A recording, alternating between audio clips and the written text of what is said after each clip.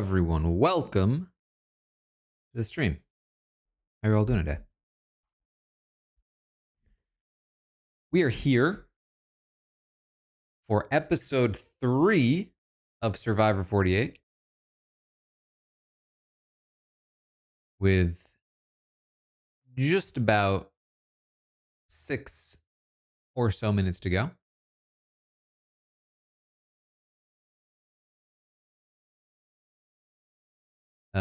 I can't believe it's already episode 3. Feels like the season just started. I was like, is it episode 3? Is it? I thought episode 2 was very good. You've always watched on Twitch. Do you prefer you still watch here or should you move to YouTube? It's totally up to you, to be honest. Timothy, thank you for the subscription. Welcome to the Robot Army. I don't yet know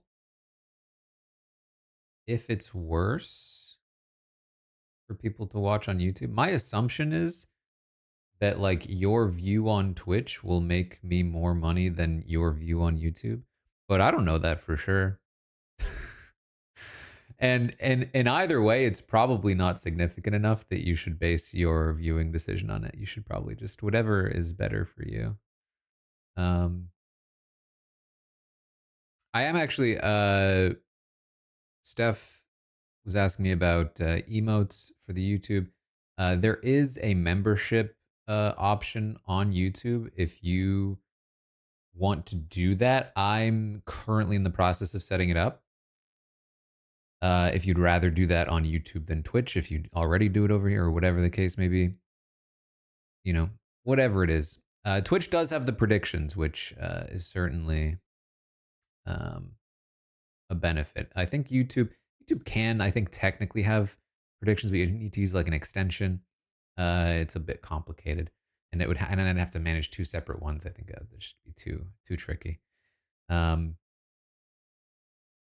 So I'm just thinking with 41st, I will read both chats. Thank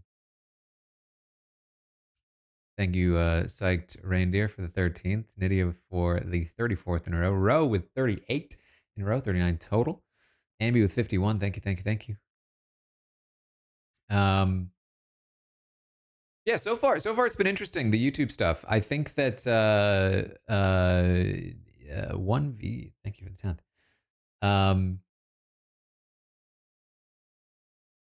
The thumbnails for YouTube I've not quite figured out yet. I'm probably gonna get something worked on so that I can use a proper thumbnail, but to be quite frank, I don't even know how to change it when it's live. I only know how to change it after the fact. But it's been interesting. It's been interesting because a couple of things. One, I would be curious. I can probably look at I don't know how interested you guys are in this. You did ask. But let me see. Content. Like views. So I don't know how Twitch tracks the views, but there's definitely still a lot more views on Twitch than YouTube, even for the VOD. But I'd be curious to know. So that's actually not true for the traders. So the traders finale reactions, I think, actually is has more views on YouTube, which was interesting. I was actually very surprised. There's a ton of comments on that video. That's actually fairly similar. There's let me look. We'll get into the episode shortly. We're still waiting for it to start. I've never been like super. I've never been a good content creator. I've never been super like on top of. No, see, on here it says that there's. Oh yeah, sorry. No, there are more views on YouTube for sure. Let's see. There are 133 comments on the Traders stream. which is wild. Because that's from my experience a lot of comments for an RHAP video. um but I think it's because a lot of people were mad and they were arguing with each other in the comment section. But my point is, it was interesting to me to have a comment section for my streams. I've never had that before. Um, like I'm used to the streams being very sort of like there's a live audience, and then that's just what it is. But now there are people commenting on the stream, which fair enough. Uh, but it's been interesting. I still don't know what the sort of monetary difference is. Like I said, I don't think it's probably going to be significant one way or the other, but probably not a bad idea to build up the YouTube channel in general. Um, it's been accumulating views and subscribers, so that's a good thing. And I think that YouTube is like a more sustainable platform in general. Not for live streaming, but doesn't hurt if you want to be over there. Um, a lot of Danielle arguments in the comments. Yeah. Very vocal in the Discord after Dondi, especially when no recap happened. I did watch Dondi today. There's, I think, one episode left. I'll definitely do a similar thing. I'll do a stream about Dondi for sure. Our episode should be starting soon. I just want to say I have been watching. I don't know if you guys have seen this, the Sam Cedar like debate YouTube video. I've been seeing clips from it all over, so I was just like, let me just watch some of this. And that's what I've been doing. I've had it on for the last like hour, and it is that's where my head is right now. That's where it's it is. You watch the clip and you're like, oh, that's funny. You watch the video and you're like, oh my god, this is depressing.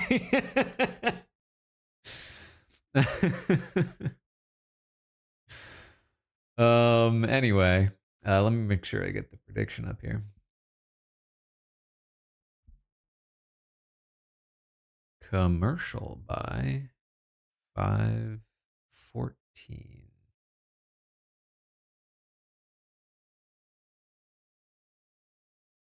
And the episode's on.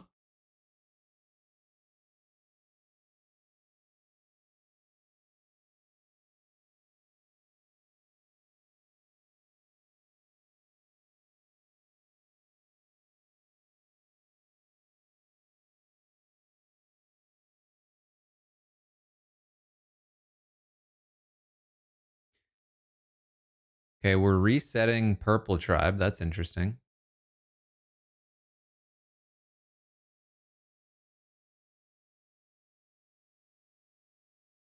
What? So let me know because I am not on top of coverage. See, Dally, thank you for the 43rd. Did anybody listen to Kevin's exit press? And if so, like, was there anything notable that he talked about? Cap, thank you for the 19th.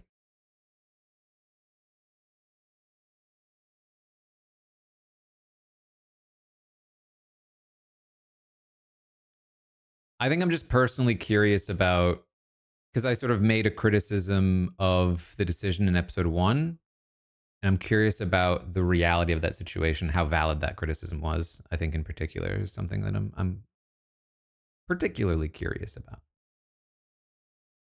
Cedric and Justin were tighter to each other, and himself, he was clearly number 4 in the alliance.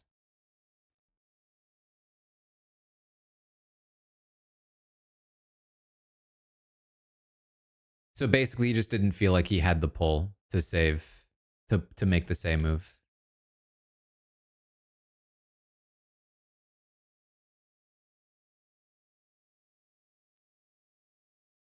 Can I just say, Mary's giving me main character energy. I think Mary has one of the best edits of the season so far.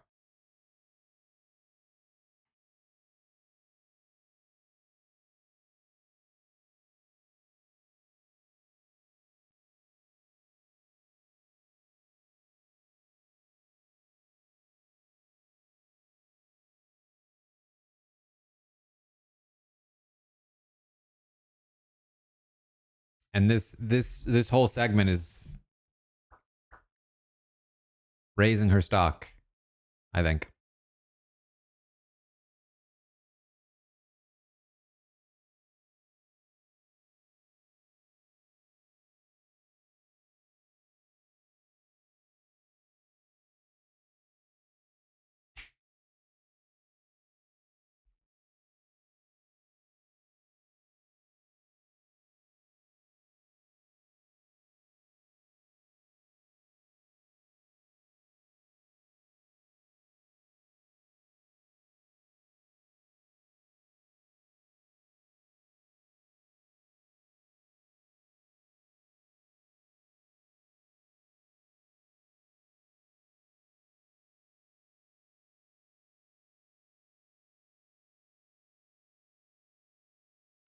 This is why is another one of the reasons why I talked about in episode 1 how taking that shot at Say is probably beneficial for most people, including somebody like Justin. Cedric is probably the closest person to Say, but even then, um, Say is a player who plays very hard, and that can be very good for you if you have a great relationship with her. But she's also a player who I think is very smart. And by smart, I mean that like she is not somebody who is going to miss signals that you give. So, for instance, when Justin didn't tell her about the pitch against her in episode 1, now this situation where she was told to use her idol in a spot where she didn't need to use her idol, uh, a lot of other players might like be like, oh, well, look, they voted with me. They voted how I wanted to. It was a little bit of a miscommunication. Say's not going to just ignore those things. And she's a sort of, she plays hard enough that she's potentially going to act on those things as well. And that makes her potentially dangerous to you if you are not 100% on board with her.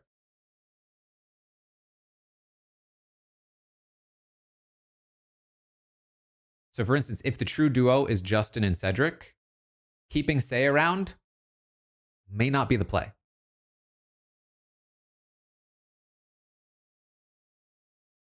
All right, we're getting a Chad explanation.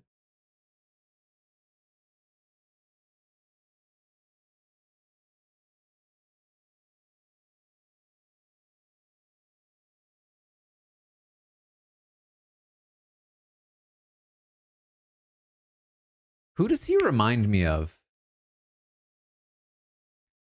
He reminds me of that actor. I mean, I already said he reminded me of the guy from like Twisters or whatever, visually, but personality wise, he reminds me of that actor. Hold on.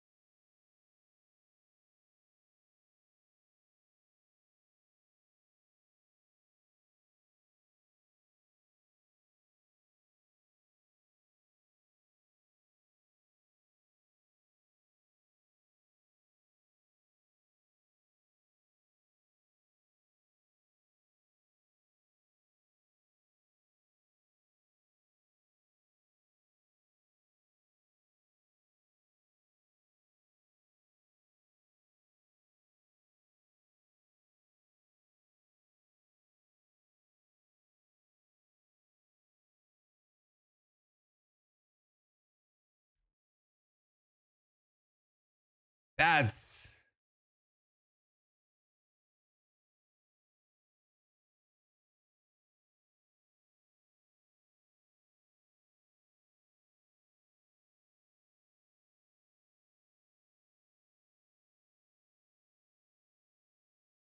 Mr. Thank you the 14th. Editor, thank you the 33rd.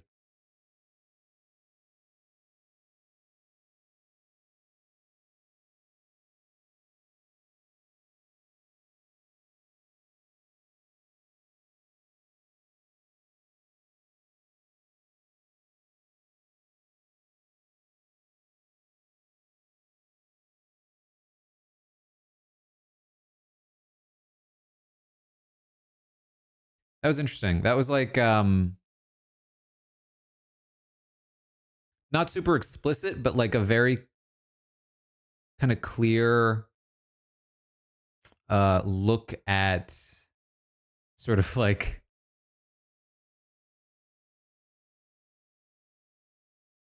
the straight male burden.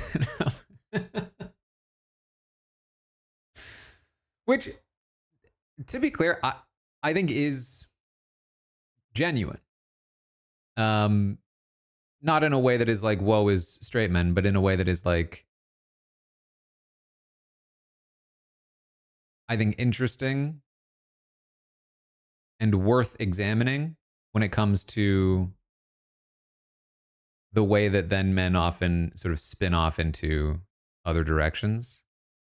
Like this idea that he needs to be the provider is like a very inherently kind of toxic, or can be a very inherently toxic thing.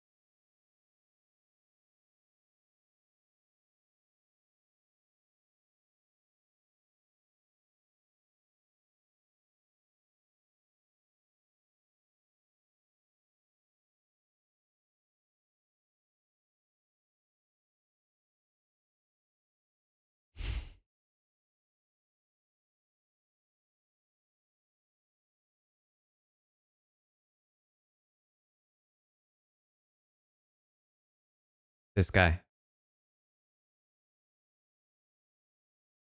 he reminds me of this guy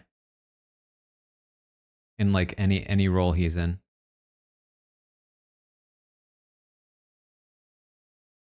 Not visually, just personality.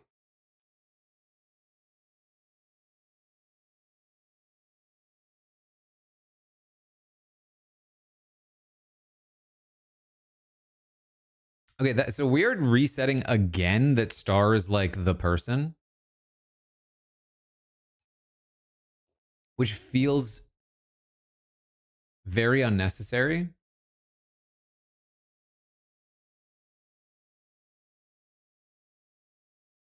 unless they go to tribal. Like it feels very redundant. Like we already knew. Unless they're setting up the idol hunt stuff again.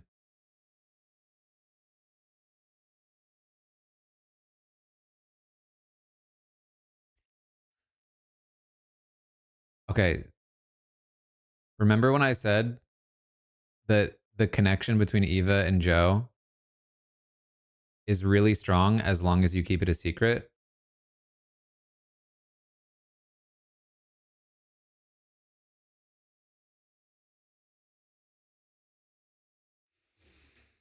Publicly giving a gift. Ugh, like that. No.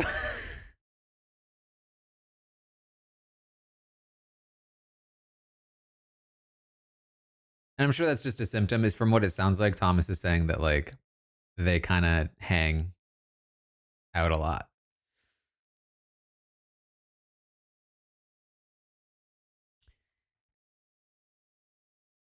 All right. Yes, we did get a commercial. Next prediction: does anyone find an advantage? I'm gonna things I'll count. On Say's tribe, they could find a clue, a beware advantage, an idol, whatever. On Star's tribe, she could figure out her thing and finally get her idol. And then on the other tribe, I don't even remember what's happening on the other tribe. I don't think they found anything yet. Did they find anything yet? I don't remember. I think they did. They did, right? And then they worked together. Am I making this up? Anyway, you know what I mean. That's the prediction.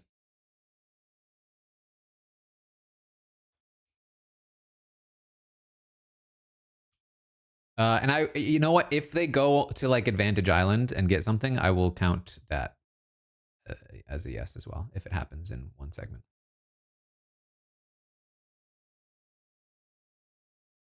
Kyle has the. Does Kyle have the idol? I don't remember.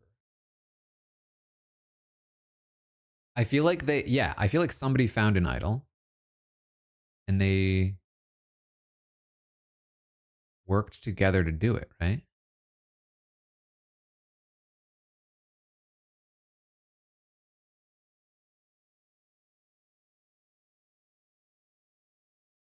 Kyle found it. Camilla cracked it, and that was the one that was just like they just had like the numbers. The numbers were just there anyway, right? Right. It was the no. It was the word scramble. It was the word scramble. Yeah, yeah. Now I remember. Enlist. Yes.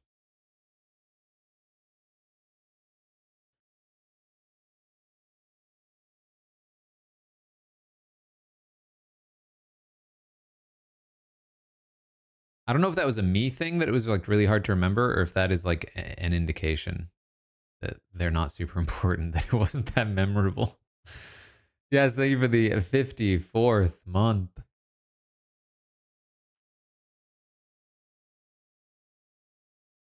Um, it's wild. It's wild to me how often I'm seeing in these reality shows lately that like people are not keeping their allegiances secret. I talk a lot about how that's one of the first lessons that Big Brother taught strategically was that secrecy is vital. And then even in a show like The Traders, most recently, it's like, what? Where's the secrecy? Give us a little more secrecy here. Um, it seems like it's fallen out of fashion. Interestingly, the idea of being secret with your not just alliances but allegiances, even more importantly. All right, we're back.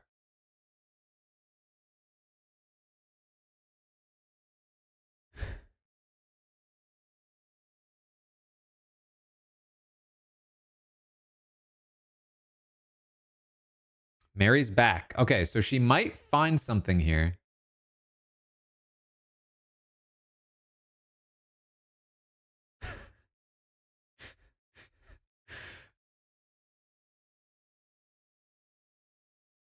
I knew Mary was going to be great.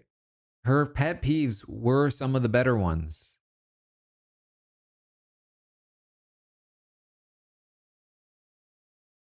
I should always just trust in the pet peeves. I really thought that going for a naming for name themes was going to be fun.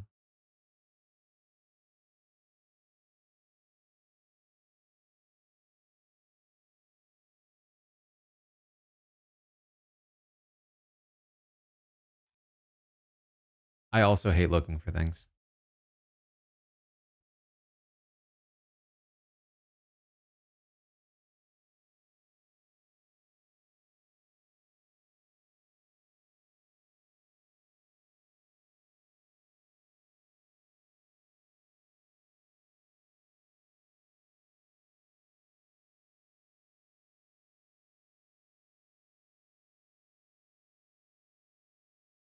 Her first pet peeve was slow drivers in the left lane, which was just objectively a great pet peeve. It just wasn't super original.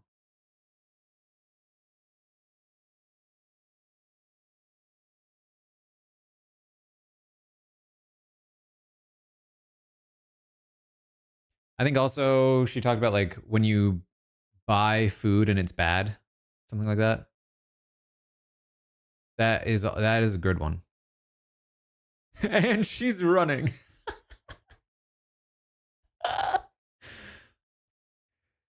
like her in confessional being like, I respect Say more for following me is just positive content.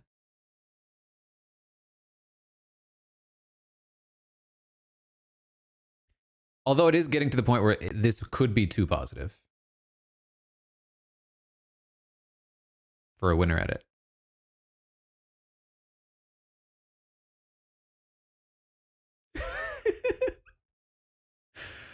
I'm sorry. I would 1,000% do the same thing if I were Mary.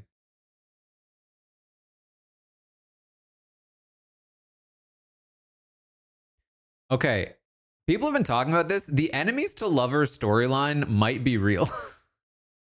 I genuinely, the way they set up that whole segment, that might actually be a real thing.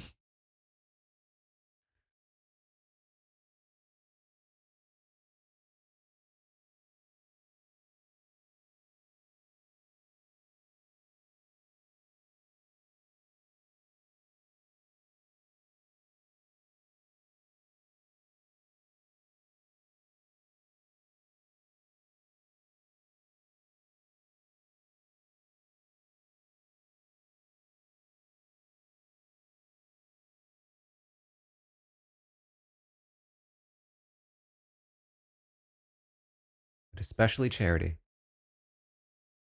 Charity. Let's go. Let's go. These two. Come on. These two are the main characters. Please.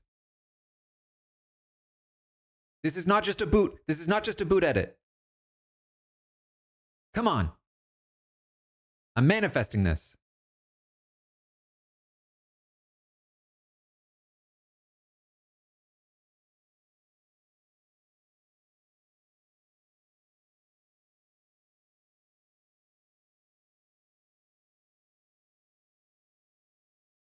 Thank you for the 30-second Mario.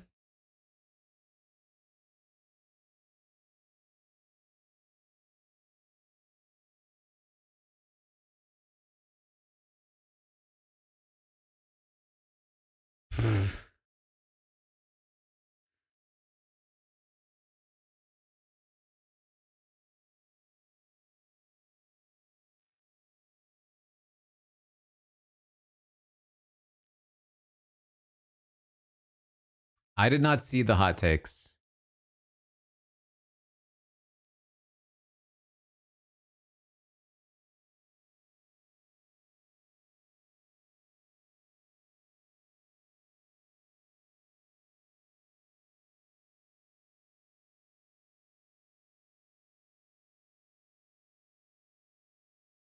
This seems like false hope. This does seem like a boot edit.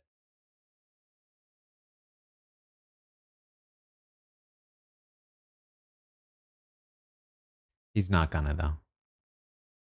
This is all false hope.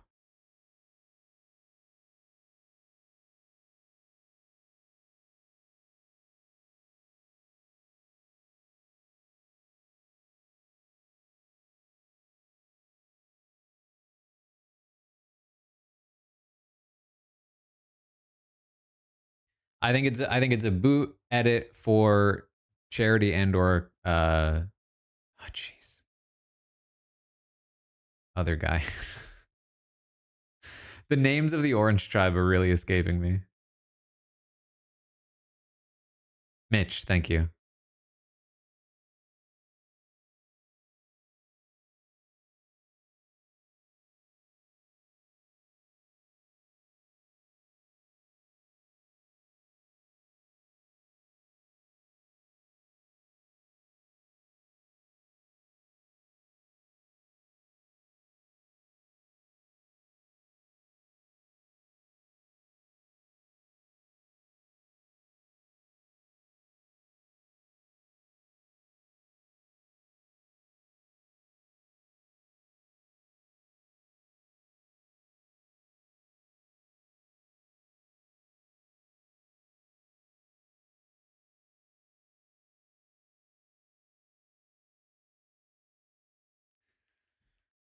I see we're burying Star some more.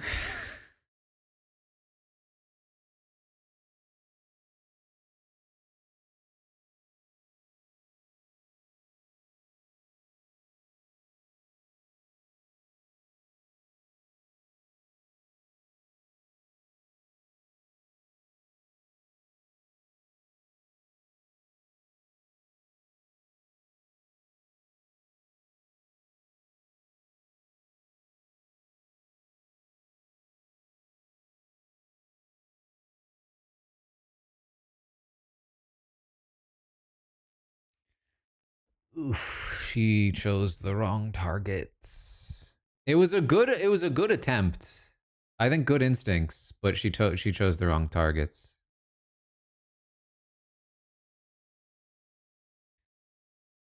You know what? I say that it should have been the right Joe and Shaheen were the first two people she went to.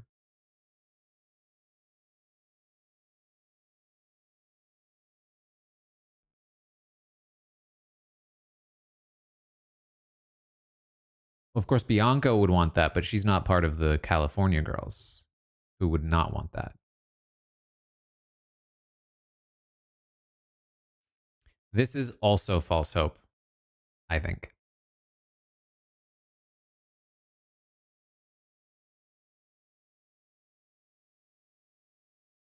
In theory. I don't think they do it though.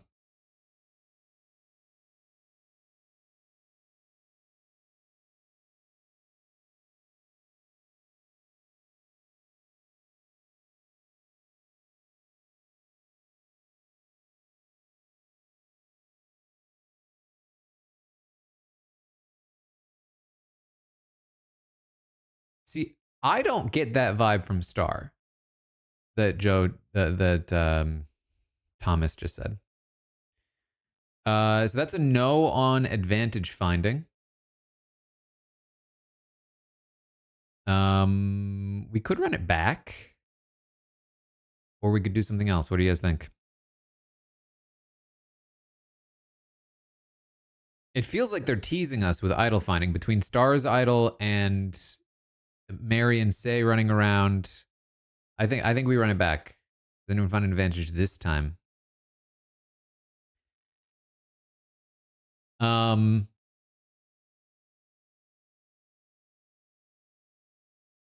so yeah, this idea of Star being a wild card just doesn't super track to me. Um, and now of course, like we are seeing her confessionals, so it's easier for us to get a read than them potentially. They are also spending a lot more time with her though. Um, but the way that I talked about say in that, and I wouldn't even call Say a wild card either. I think Say is actually not a wild card. I think Say is a very predictable player.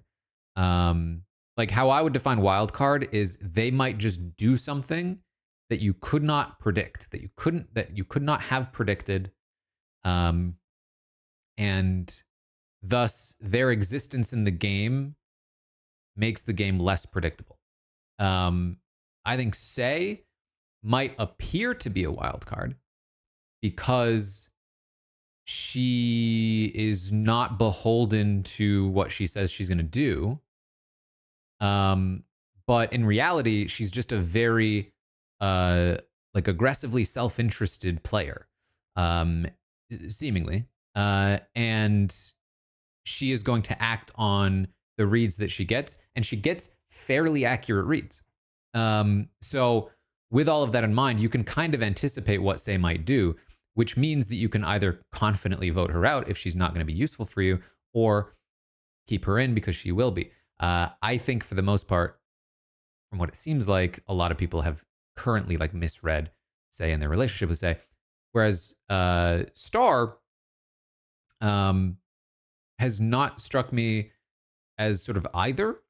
Uh, I mean, I assume she is a self-interested player like many, but like she also strikes me as somebody who just wants a team, like just wants some people to work with, and would probably be a fairly loyal and reliable ally, I think, to the degree that you can trust her. Now, you always here's the real thing, right? Like, um, you have to be wary of people that you don't have a strong social connection to.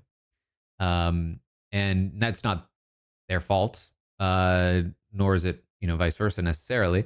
But like, because you don't have a strong connection to Star, you may interpret that relationship and thus her as a wild card, um, because because you don't have the knowledge or the ability to sort of like anticipate or control or influence her actions. But that doesn't mean that she herself is actually a wild card. Um, I think all this is very important when it comes to like who to align with and how. All right, I haven't come back yet, but it sounds like we actually do have a challenge. So we can do a refund and a challenge prediction if we'd rather do that, which I assume we would. Um,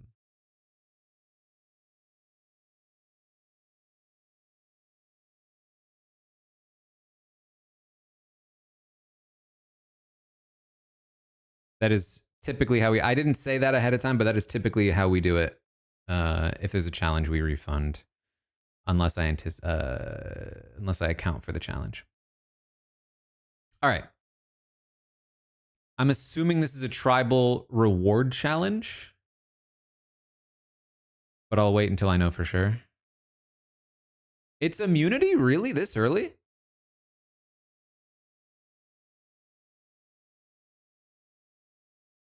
This isn't like a double elimination episode, is it?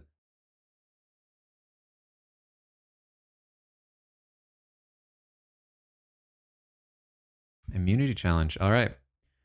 Which tribe comes in first? It's been working for us. We'll go orange, purple, green. Which tribe comes in first place in this challenge?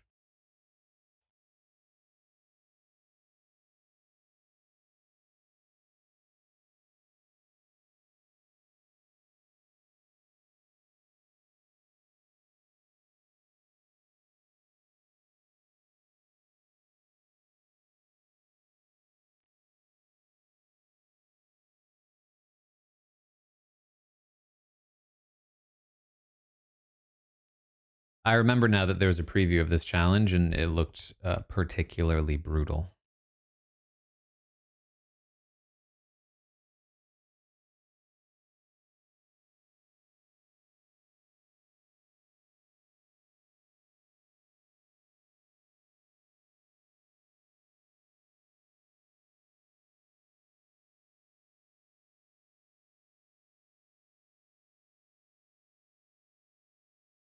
I do think Survivor has lost the weight of the rewards.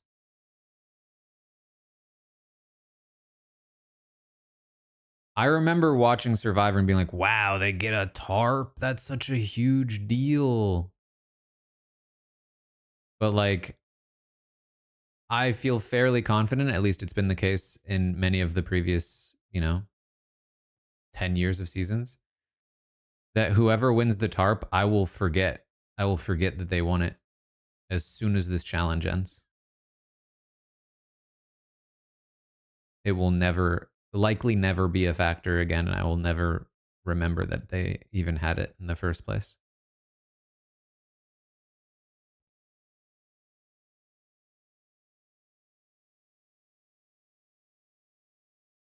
Oh, who could forget the car curse? His hands are a little high.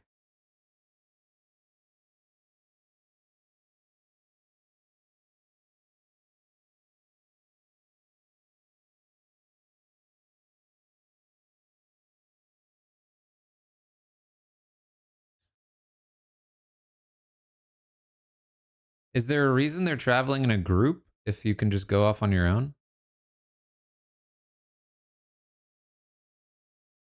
I guess it's hard to direct multiple people at the same time.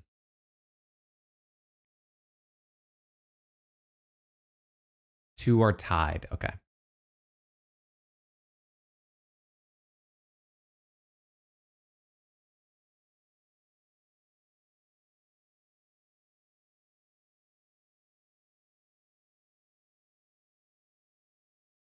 I mean, generally, the thing to do, right, is sort of just like wave your arm like in circles around you in front of you, which is generally, I think, what people do. But like, you can move fairly quickly if you do that, I think.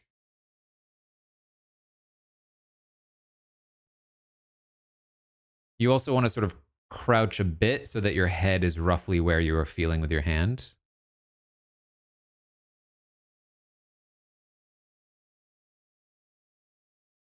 But that doesn't work if you're tied with somebody, obviously.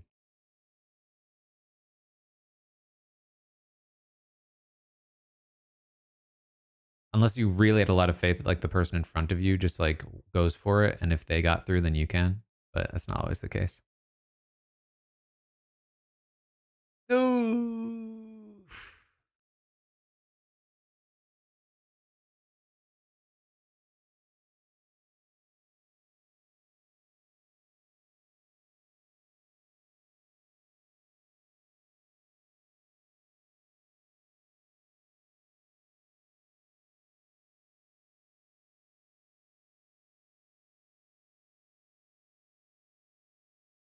Okay.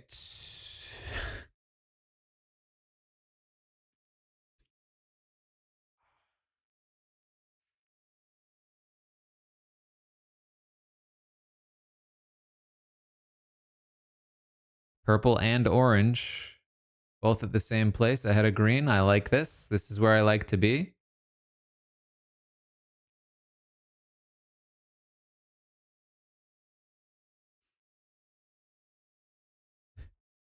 She she's just turning her body.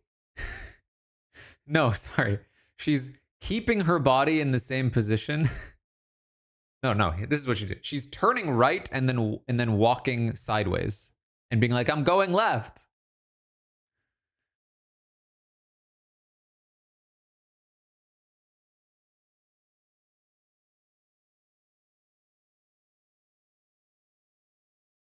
All right, they're not that far behind.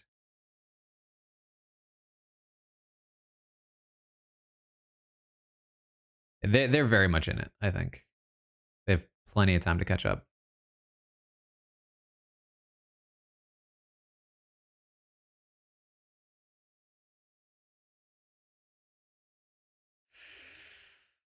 Oh, God. You could at least give, like, genuinely, you should probably give them some amount of, like, head protection. Like, this challenge is just a concussion waiting to happen.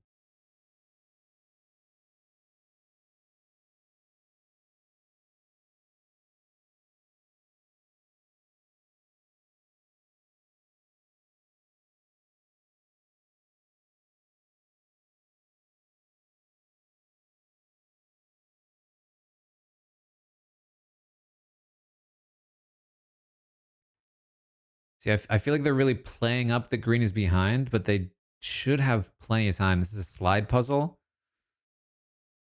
and they're doing it blind.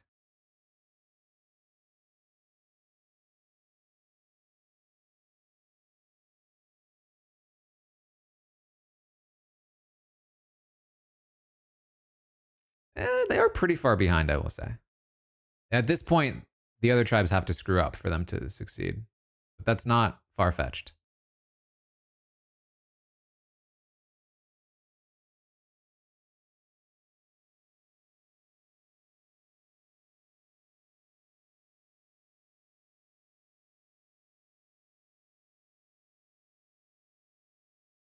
I don't think being blindfolded ups the difficulty of slide puzzles much if you know how to do. Oh, if you know how to do slide puzzles. Yeah, that's fair.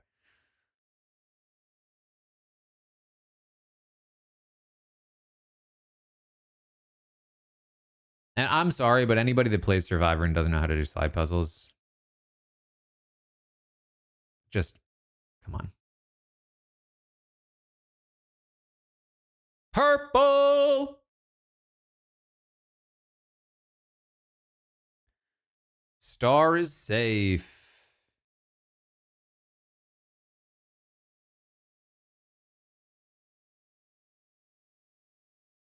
They did also set up a boot edit for orange.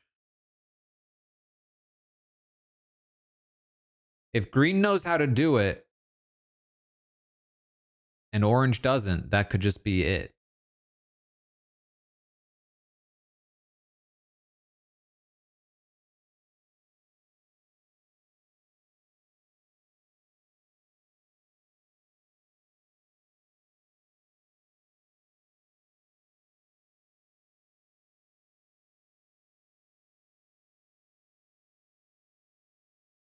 I can't tell. It does look like it looks like orange is ahead. They look like they're done. They are done. Okay.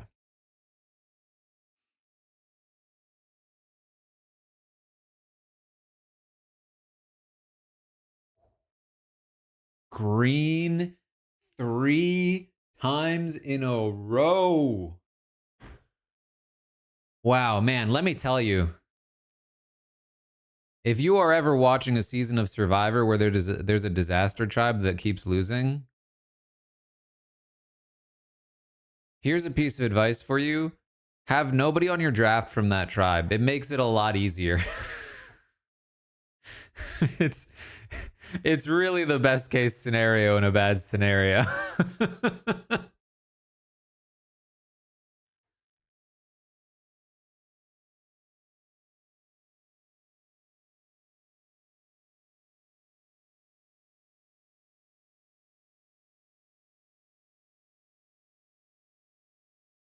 We're journeying.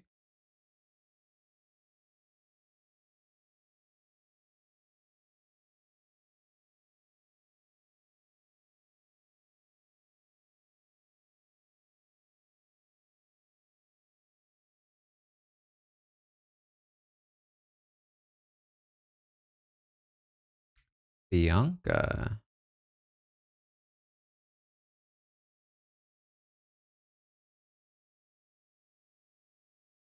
Pizza Man.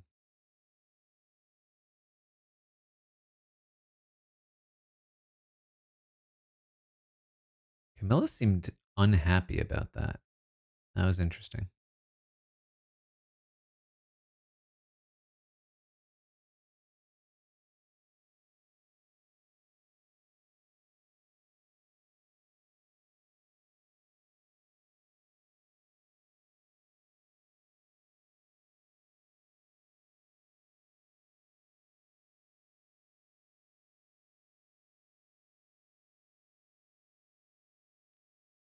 I mean, it like it's hard to know.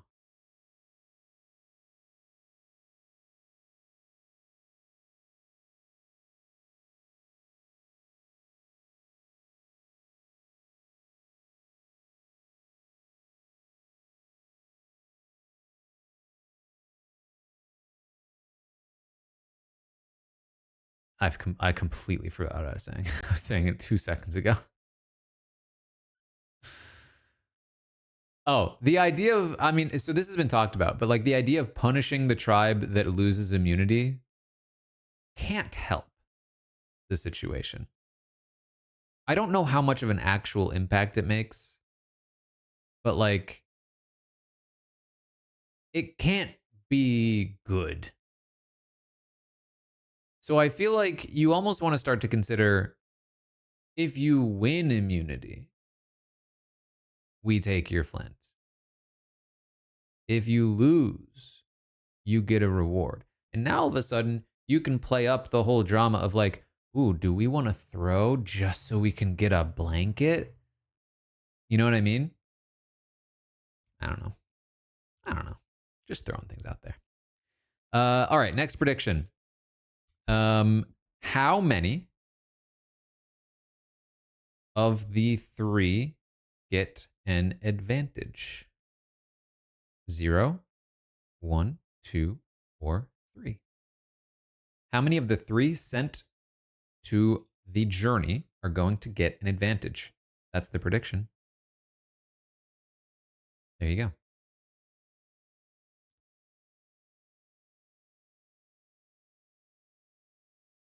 I feel like I was hearing, like I got this vibe from the draft itself that other people who were doing the draft with me expected this tribe to be the disaster tribe. I don't know how.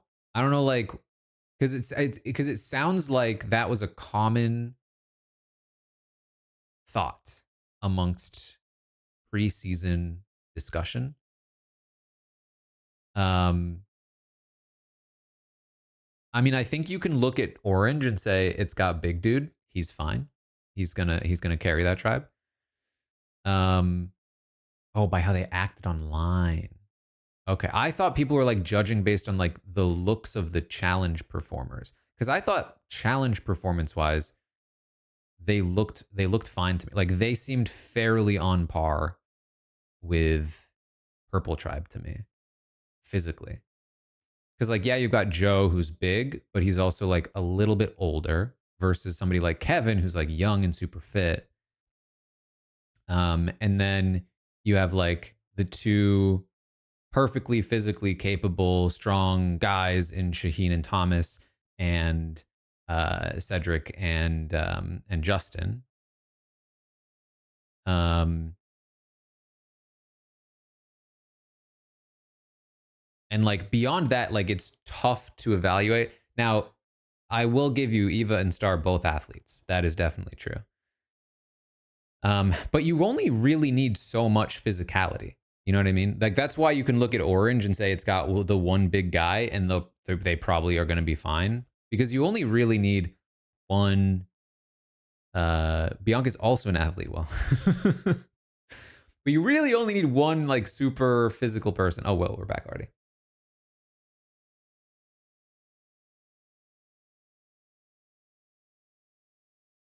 But if it was more based on like social media talk, that makes more sense to me.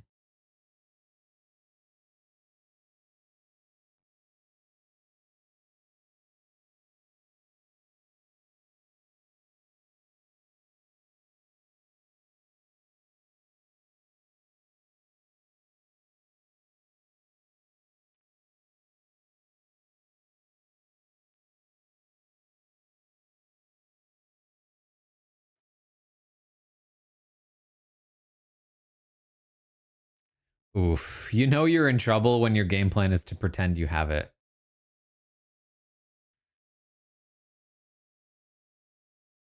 That is always the last resort of the desperate.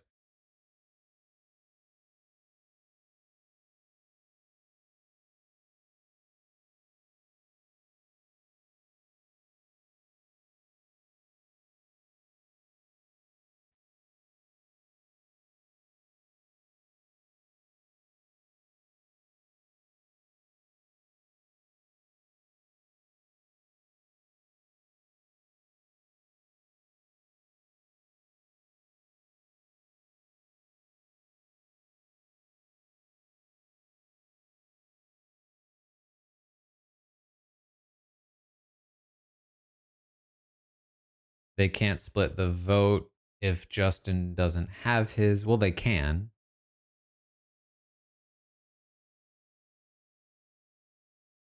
Actually, almost. Wait, hold on. Yeah, they can.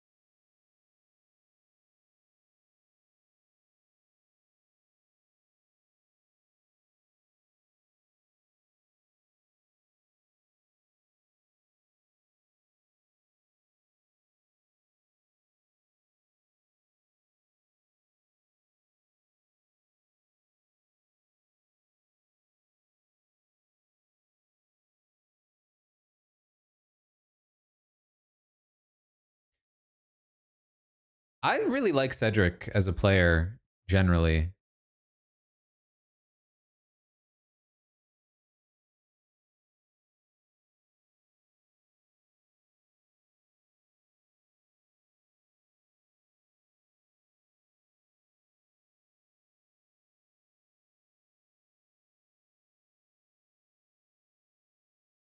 Like they're not really pushing this narrative, but like he's so clearly the backbone of that tribe. Like he is in the power position of that tribe.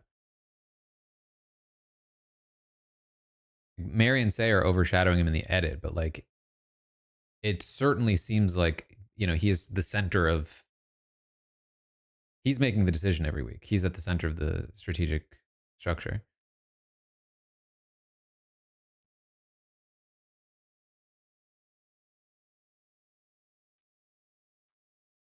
He's the glue guy.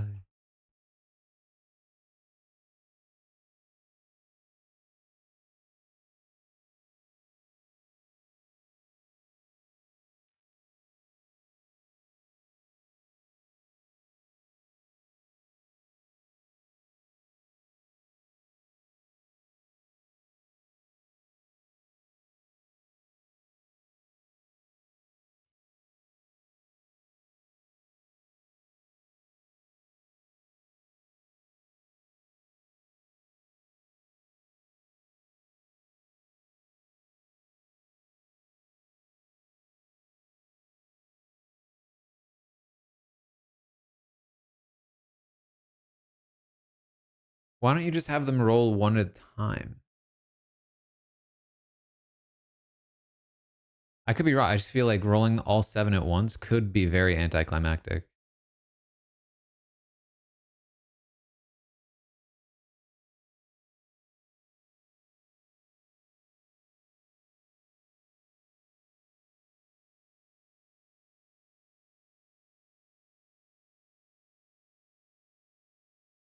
All right, fair enough. It's playing out pretty well for Bianca.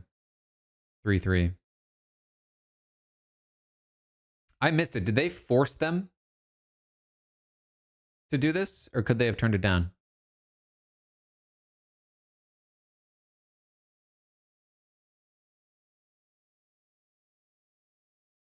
Oof. I don't love being forced to play. I guess I see sort of what's happening. The thing is, it's just like if you're gonna be forced to roll dice to keep your vote or not by another tribe, there should be more opportunity for you to communicate with that tribe.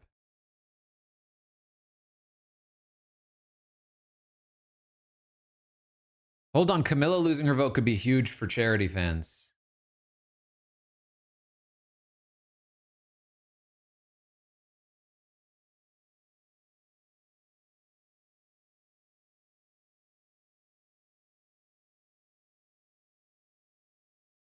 Come on. Come on. Give me that skull.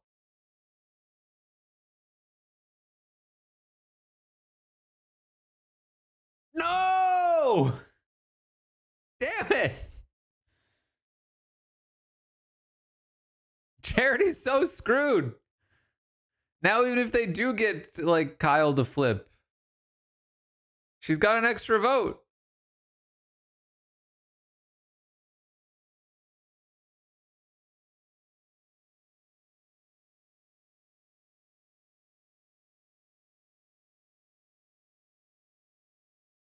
I know. I like Camilla, too.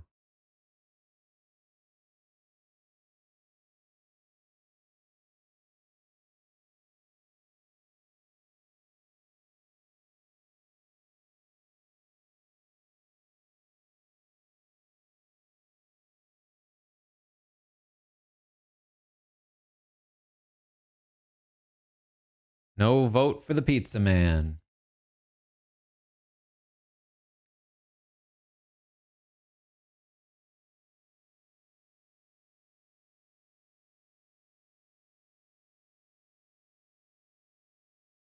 Let me tell you, this would suck as a player. All right. How many of the 3 get an advantage? One. One of them got an advantage.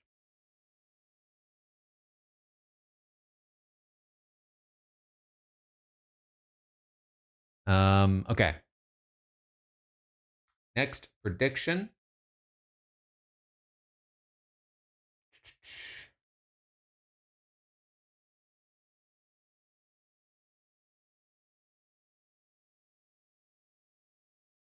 Does Mary tell anyone she has an idol?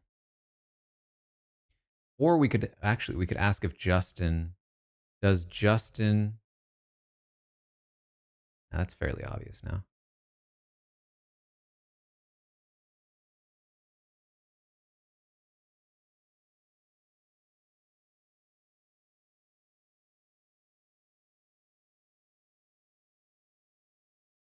Does Mary tell anyone she has an idol?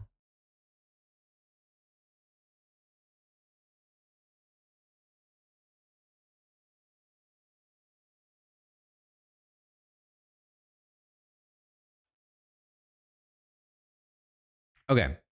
Couple of things could happen here. I think that Justin Boot actually makes the most amount of sense edit wise, just because like he seems to have the least amount of like long term story edit. However, it could still certainly be Mary, and what we've seen from Mary is just like a fun character we don't want to leave. It could absolutely happen. It could be absolutely an Asia situation. Continuing to build up Say as this sort of like villain. Um, it could also be Say. If this is because this could potentially be the last tribal before they do a swap. And this could be like the culmination of uh this tribe storyline where Say finally leaves after pushing it too far. So right now, I feel like any of those three work with the edit.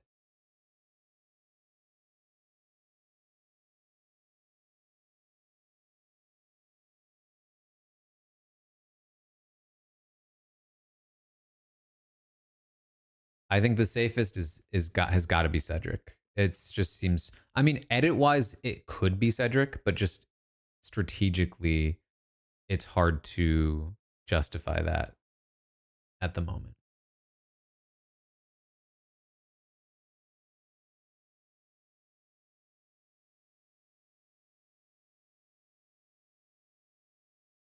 Cito, thank you. The 44th in a row.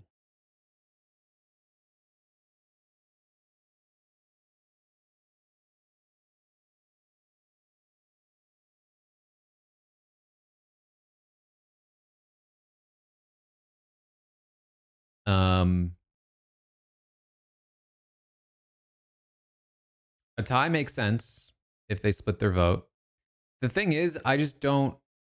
Well, what's interesting about Justin losing his vote here is that um, if he, since he can't vote, Cedric can't force Say to not split, and Say has a lot of interest in splitting here, um, because even if Mary doesn't have an idol, she might have a shot in the dark, and if she has a shot in the dark, then Say is in danger if she doesn't split, and it hits.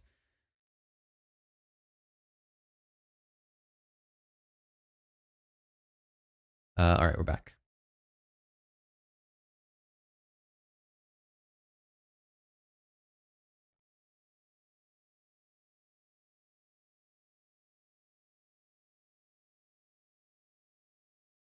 It is interesting that we're getting other tribes.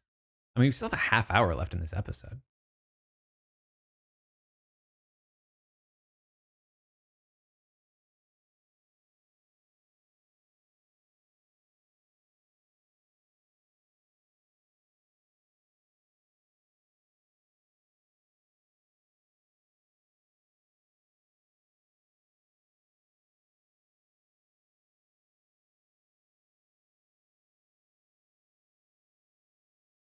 I mean, listen, the notion that you always should be hiding your advantages just isn't true. I think in a lot of scenarios you should be, but it's definitely not the case that you always should, I think. Lying is a currency in the game, and you only have so much of that currency, and you build up more of it by being honest.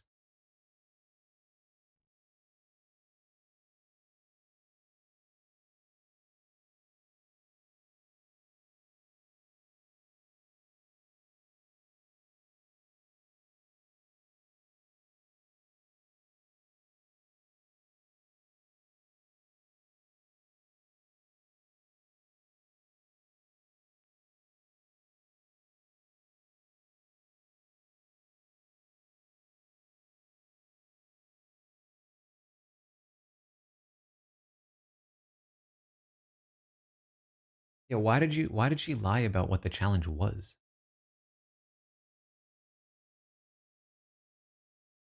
See, that's again like she just spent currency on that live for no reason.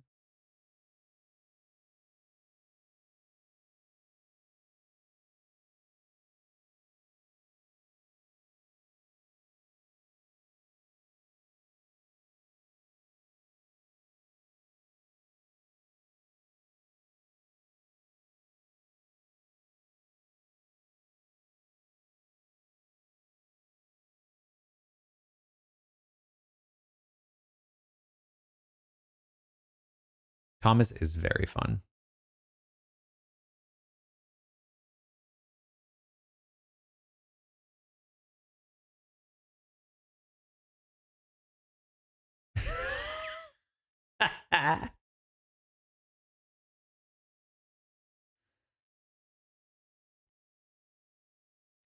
Oh, that's a good point from David in the YouTube chat. If you split, Mary could guess who you voted for and make it 2-1.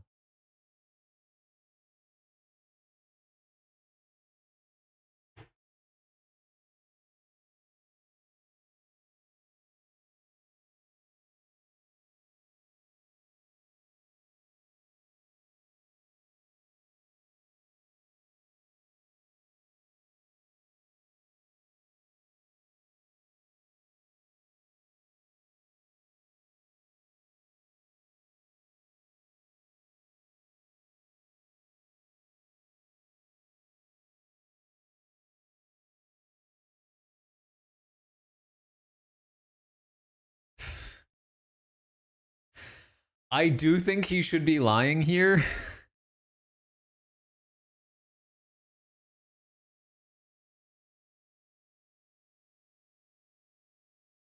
I would tell Cedric though.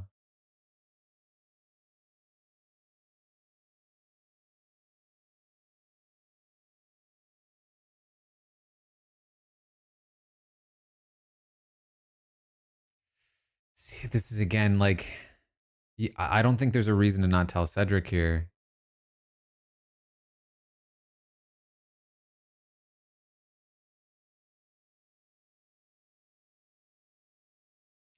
I think you tell him. There's multiple reasons to tell him here.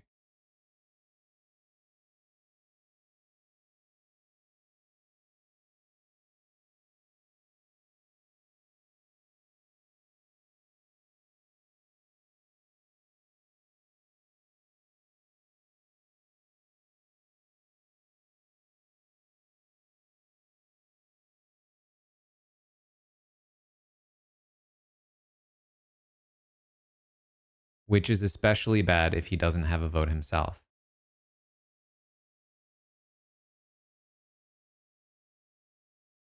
Which is why it's vital that he gets Cedric to not allow Say to split the vote or to do something different.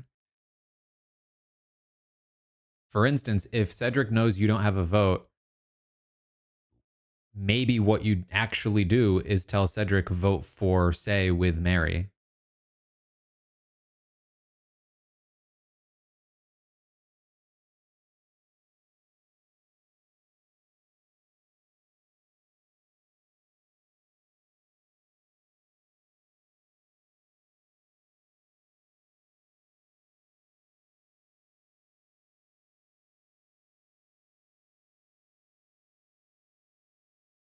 Ooh, is Mary going to say she has it?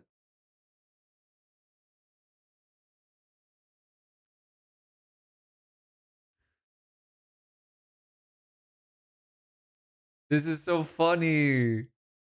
It's like an anime and says like, "You're not giving me your best. I thought we were having fun."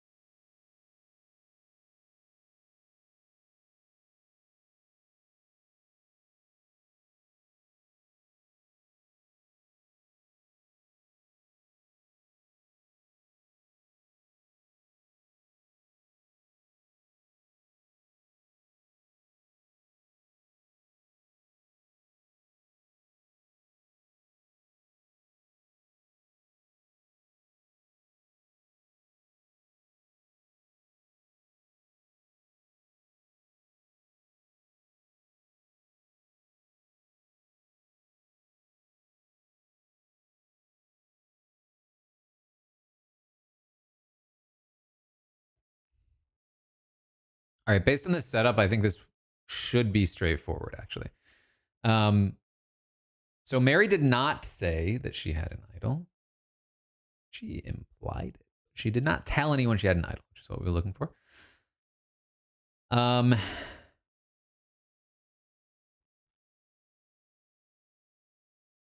let's go for does say vote Justin.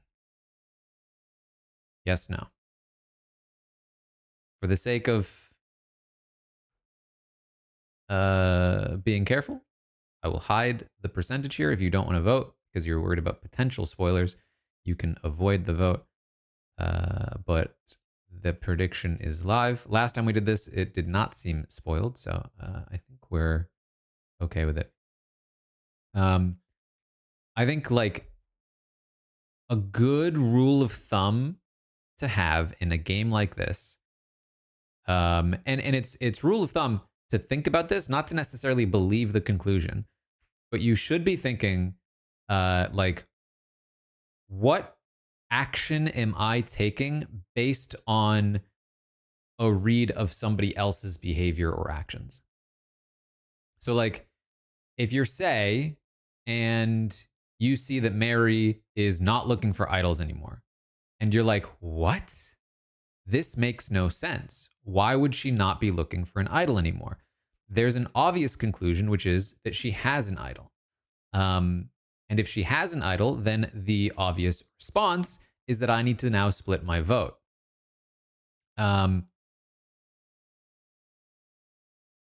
which is why it can, I think, be very useful to then make sure you're taking another look at this and going, okay, I'm trying to figure out why Mary is not looking for an idol. If I zoom out and I look at the overhead of this, Mary's not looking for an idol. Therefore, I'm now splitting my vote, which is potentially very beneficial for Mary. So that's my reaction might be the reason she's doing this. That is another potential reason for why she's doing this. That isn't that she actually has the idol. Um, that does not mean that it's always going to be the case in that scenario, but it's always worth considering. Um,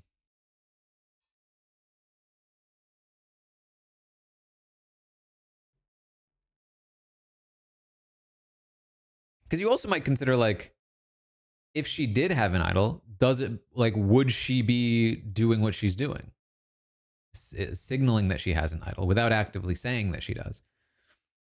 Probably not, right? All right, we're back.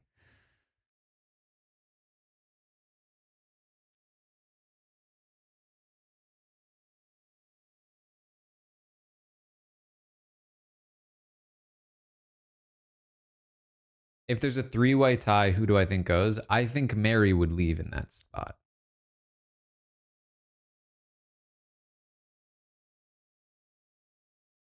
The problem is that Cedric is the only vote after that. And Cedric just chooses Mary to leave. Just think of the 36th.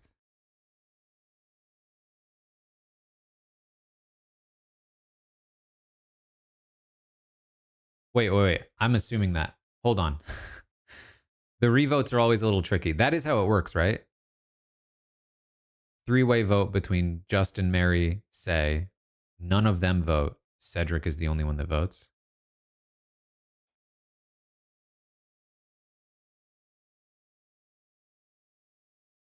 I don't think that's how it should be, for the record.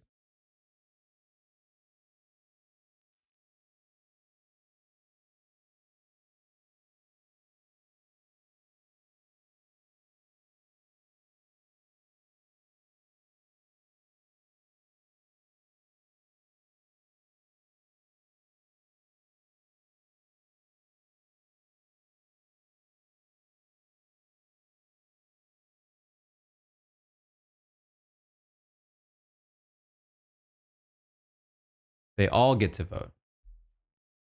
They changed through. Okay, I'm remembering. I'm remembering a little bit this.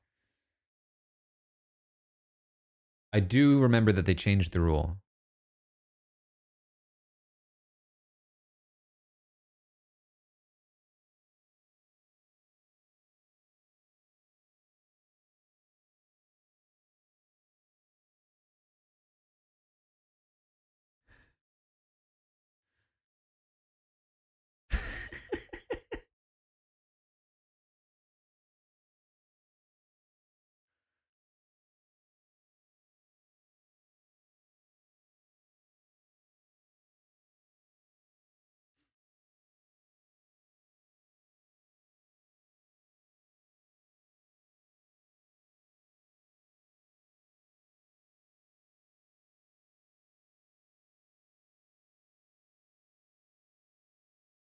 So this is really like a test of Mary, right?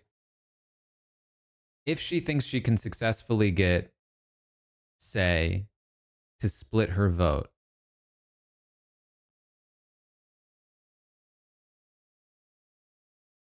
then she must know her only hope is to put her vote on Justin. If she has any read on this, the tribe dynamics.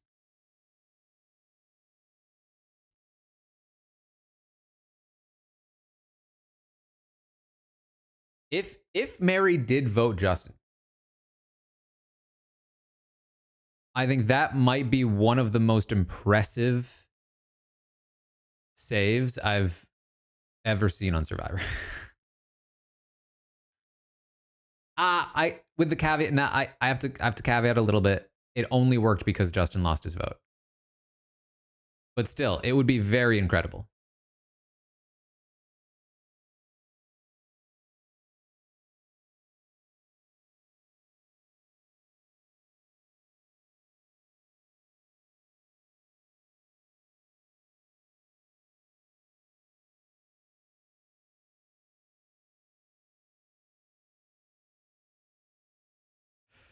All right, Mary. All right, Mary.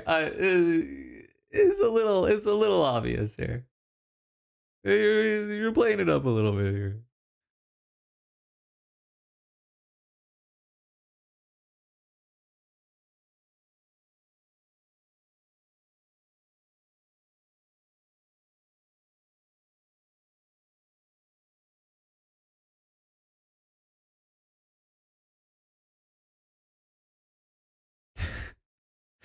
I think Jeff knows it's going to be a tie.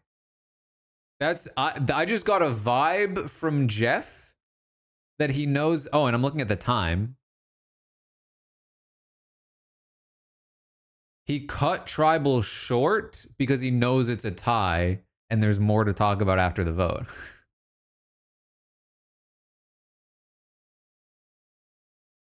That would be my reading Dwight as the Blood on the Clock Tower storyteller.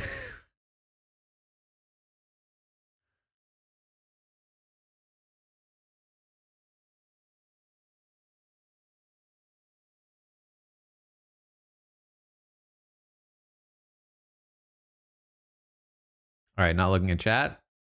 Yeah, there's no way the vote ends here. It has to be a tie.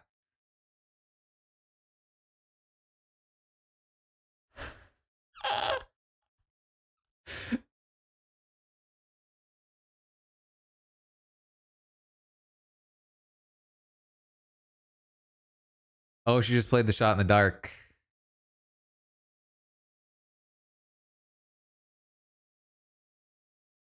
Wait, but what if it hits? Wait, what happens if it hits, actually? Wait. What happens if it hits? If it hits, they're locked. They're deadlocked. Right? No shots.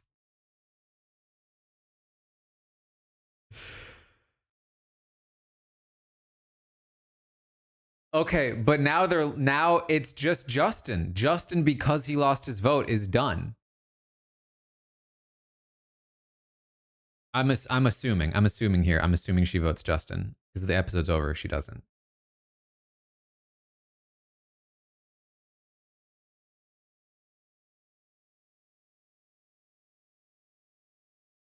Yeah. Oh, all the votes were for Mary. She didn't split. She didn't need to split. Now they're gonna split. Okay, jeez. Okay, so Jeff did not know that it was gonna be a tie, nor was it. He couldn't have known that it was gonna that the shot in the dark was gonna hit either. So that was a wrong read.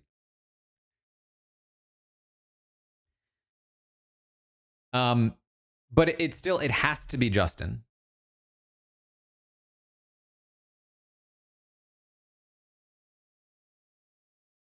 I mean, it's still gonna tie probably here. Oh no, Cedric. If Cedric ties it here, he's kind of screws himself. Wait, no, this is hold on. It's all coming together. It's all coming together. All right, hold on. We're gonna do the prediction. Does Sai vote Justin? No, she did not. She did not vote Justin. Does Cedric vote Justin first? What I mean by this is when he reads these votes, did Cedric vote for Justin initially, or does he vote for Say and it ties, and then they revote, and eventually he maybe changes his vote? But did he vote for Justin in this first vote that we are looking at? That is the prediction.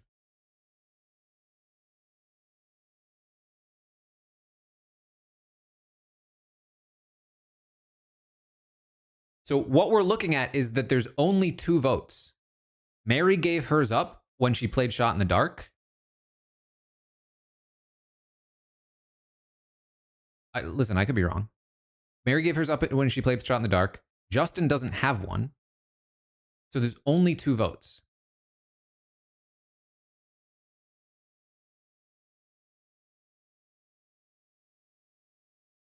So if Say votes Justin and Cedric votes Say,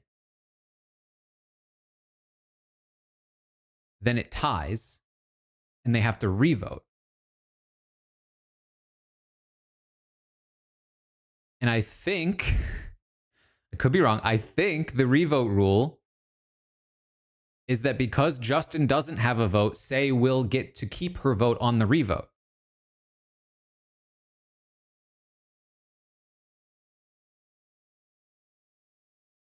If there is a revote. If there's not a revote, is it just Cedric that leaves? No, certainly not, right? God, this is so confusing, actually.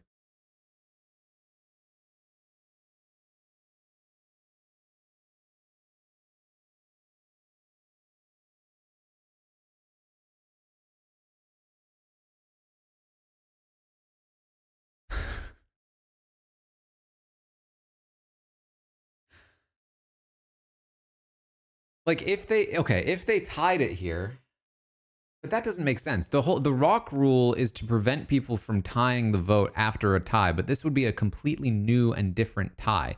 It would be wild to exclude Justin and Say from a rock draw on a single tie.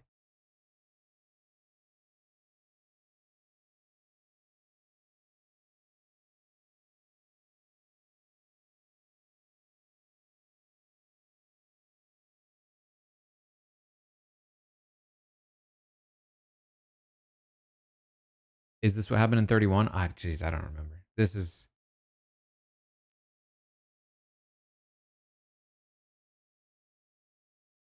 The point should be that it should be impossible for Say to leave here. It should straight up just be Justin. But there's, I guess, a small chance that it could be Cedric. If they force a rock draw on a tie that didn't exist before because it's technically the second tie, and Cedric is the only person that can then draw a rock because he doesn't have a vote on himself, which is, I think, a wild rule. If that's what happens, that would be a very silly thing to happen. But we're back.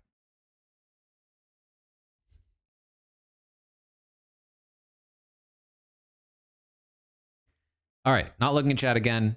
The prediction is, did Cedric vote Justin in this vote? We know Say voted Justin. Second vote. He voted Say! Oh, boy.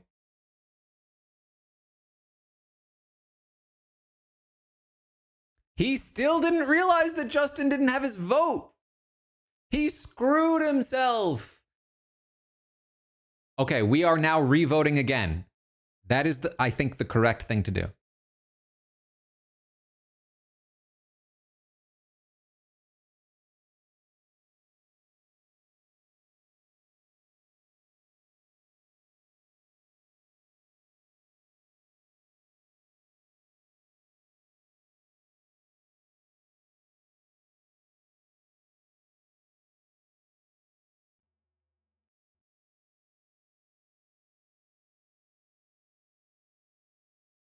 But if he votes for Say, Jeff, please explain what happens if he votes for Say. Who's drawing the rock? Is it him and Justin? Just him? Or all three of you? Because I assume it's just going to be him. In which case, this isn't even a decision.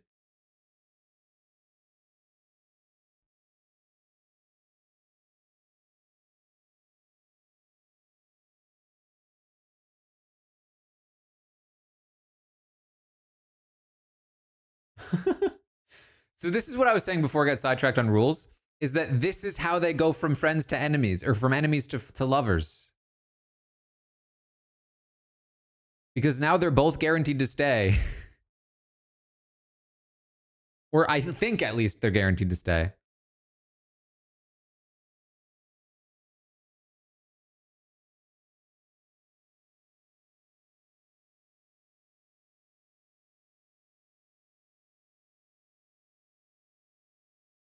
He voted for Say again. So, is it now? Is he just auto out? Did he know this?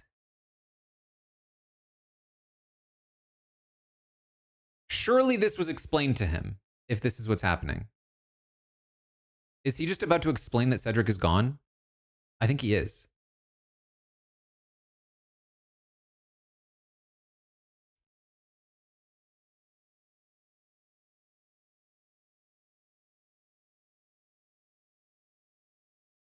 Okay, but he's explaining something different.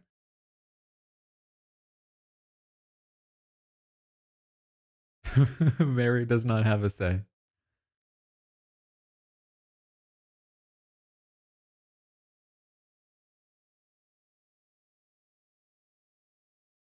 Wait, what?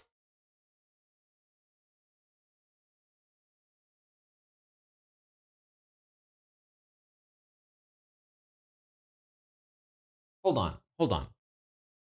What?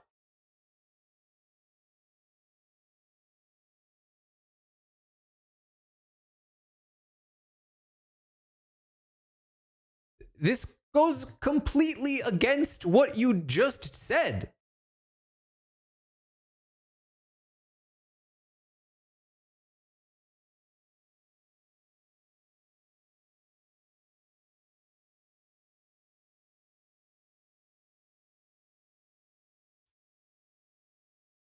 What's the point in giving Mary a vote there when Justin doesn't, or sorry, giving Say a vote there when Justin doesn't have one, if you're then just going to take it away on the following revote?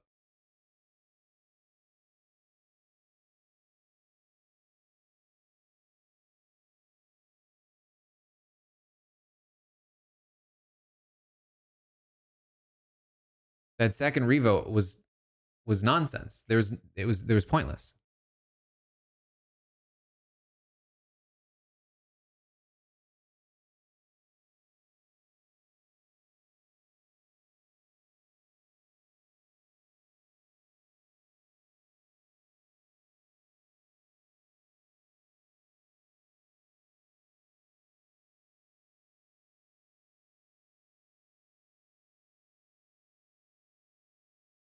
I mean, listen, I'll give them this. This is better television than the alternative. It's just I feel not very consistent.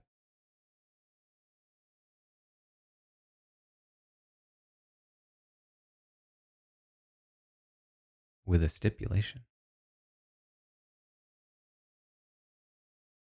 Did she just talk her way out of it and Justin's just sitting there? Cedric. Surely not.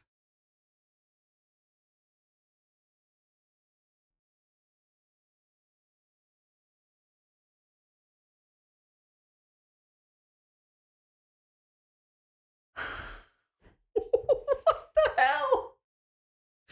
What?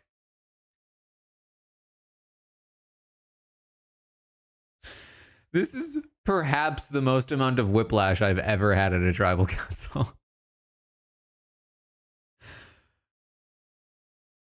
I have gone back and forth so many times on what I thought was going to happen.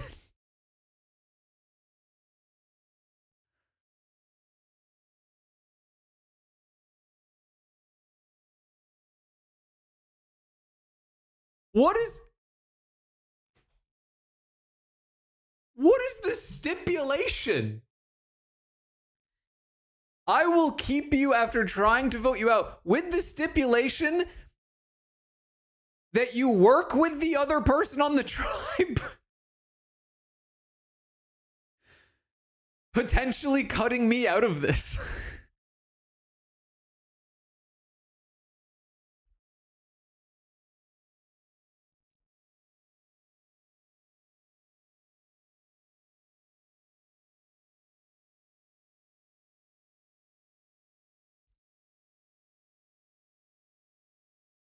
He voted for her twice. He voted for her twice.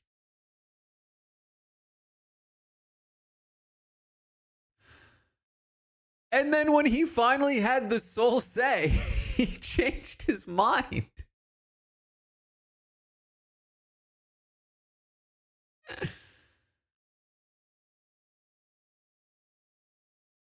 Okay, all right. Does Cedric vote Justin first? No, he does not.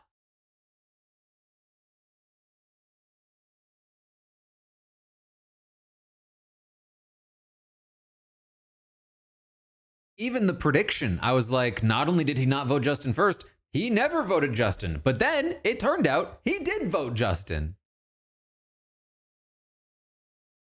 I mean, listen, I have to give it to them.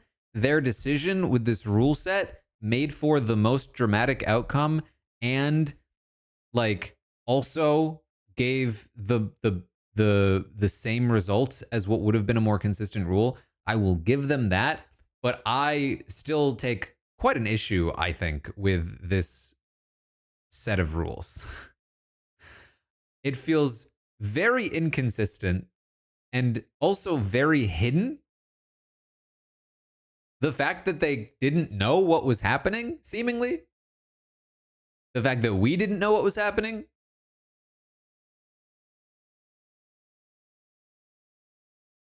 I mean, there's a whole conversation. I mean, listen, I think the last time there's a tiebreak rule like this, I podcasted with Shannon and we had a whole conversation about it. I feel like I need to talk to Shannon right now. I feel like I need to discuss this with Shannon.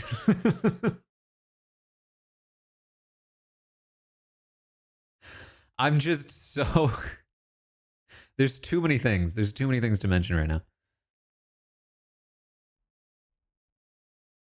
I mean, because again, like the thing is, regardless of the rule, Justin leaving was and should have been theoretically the outcome.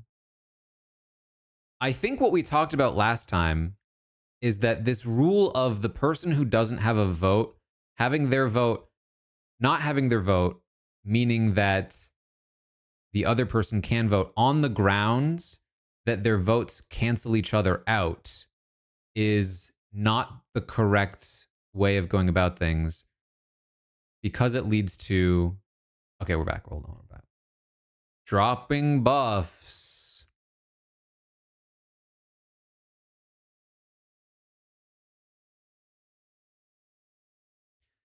Okay. The stipulation that they work together actually does make more sense with a swapped tribe, because if they end up on the same tribe together, they might need each other. That does make some sense.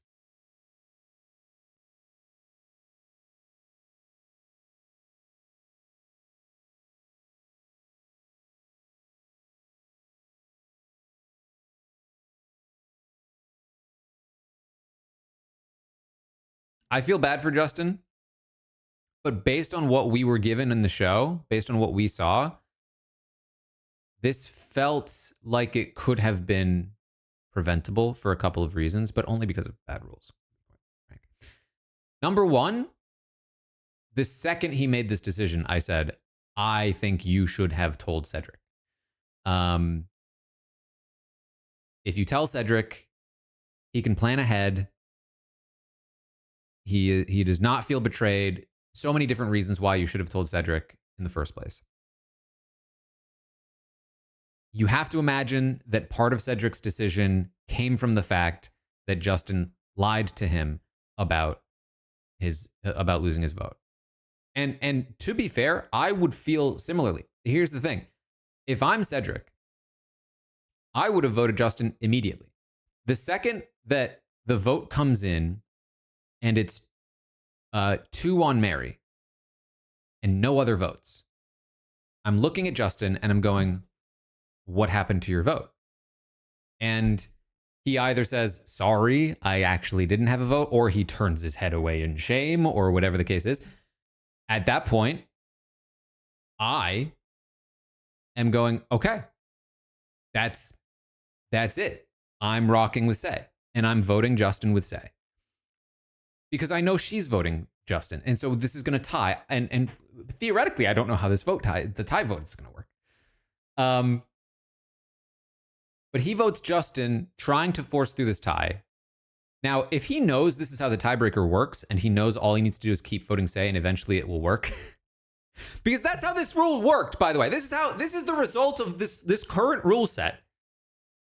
Is that all Cedric had to do was keep voting the same person, and then eventually, after a couple of times doing that, after 3 times doing that, Jeff will go, okay, fine, Cedric, we'll give you what you want. With nothing else changing. Not 3 votes. He votes Say 1, 2, 3 times, and Jeff finally goes, okay, now you get what you want. Now it counts. That's wild. That's silly, right? But that's all he needed to do. And if he knew that's all he needed to do, sure. At that point, you can vote you can vote Say, and you can just wait until your vote counts more for whatever reason.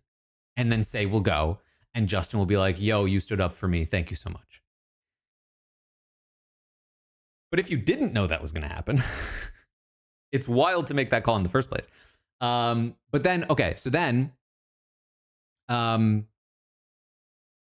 he votes for Say. Once I have voted for Say, one time, let me tell you, I've been talking about Say this whole time. I've been talking about how I might be willing to work with, I might be wanting to work with somebody like Say. I think that Say could be a fantastic ally for me if I feel like I have a good connection with her. Because I feel like a very hard player, plays hard, self-interested. I like those players. Self-interested and smart, I will say. Smart, self-interested, plays hard. I love that combination of players. What I don't like is plays hard, self-interested, questionable decision-making. That's what I would not want to work with. But I don't think Say is that. I think Say makes correct reads and generally correct decisions. And because of that, I can feel comfortable working with her because I feel like I will be able to generally have an idea of what she might do in any given moment. So with that said, I show my cards to her and vote her out, not once, but twice. That bridge is burnt. That bridge is burnt because from every angle, from a self-interested angle and from a relationship angle, that's really hard to come back from. In fact, I would say it's more difficult to come back from a self-interested angle. If I'm playing a game with someone and I think I can trust them with everything, and then I find out that that person has not been working with me in the way that I thought they were, I will never be able to trust that person fully ever again. It doesn't mean that I can't work with them short term, and that's, I'm sure, what he's banking on, but like, why not just work with Justin? Now, here's the thing. Justin also lied, which is why I would have voted Justin out first in the first place. But I genuinely, this is why I'm saying this. The second I see that Justin lied to me about his vote, I would drop Justin and I would much rather work with Say. But not if I reveal to Say that I'm willing to vote her out. But I very much would do that because Justin is the kind of player who, if he reveals to me that he is willing to lie to me about a piece of information like that, it tells me that I cannot rely on him. It tells me that he is not a loyal player. And on top of that, it tells me that he is not somebody that is making decisions that I find to be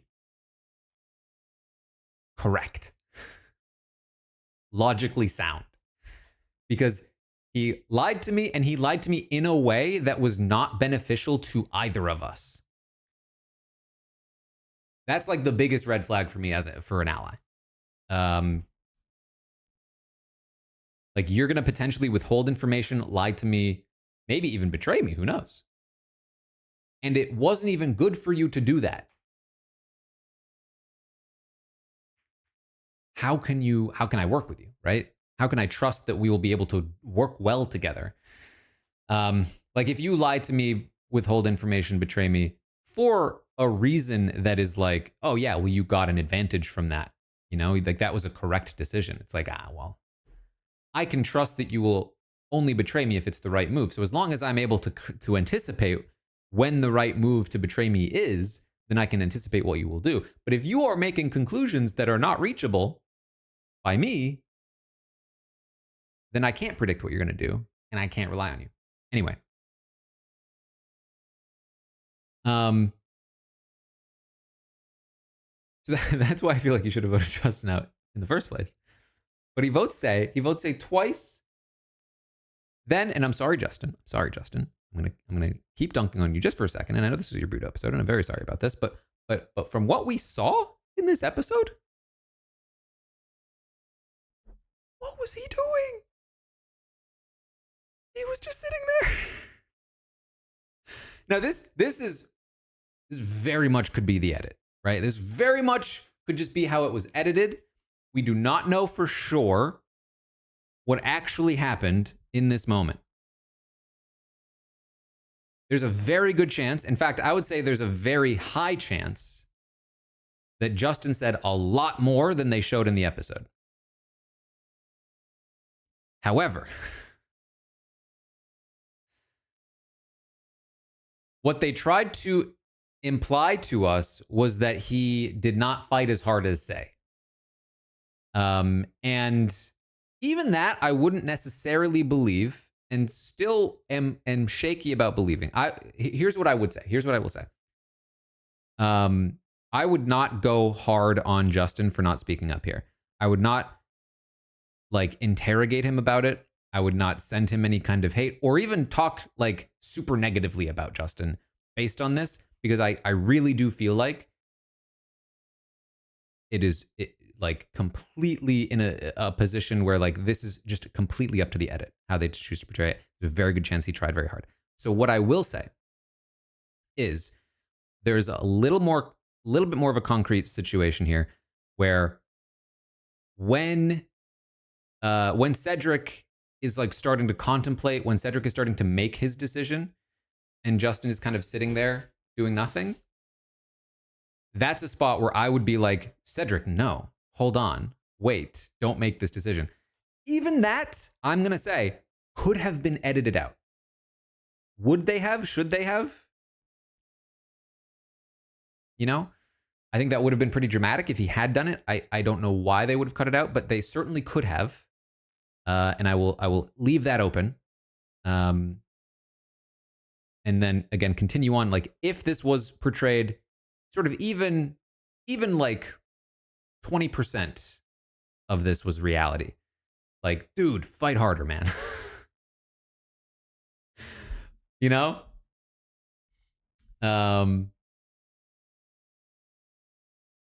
And I hate that I have to make so many caveats there, but like, I think it's really important because I think that like, this is a situation where he will probably get a lot of heat for that. And it might be entirely unfair. And it's definitely a situation where like the second he says, oh no, I did fight, they just cut it out, I'm taking his word for it and I'm saying, fair enough. Based on what we saw, come on. Come on. Um, the reverse of that is kudos to Say, who just fought tooth and nail there to save herself. Um, that's a hard thing to do. That's a really hard thing to do. To convince somebody who just voted you out twice to change their mind on the third vote. Taran, I think for the 18th.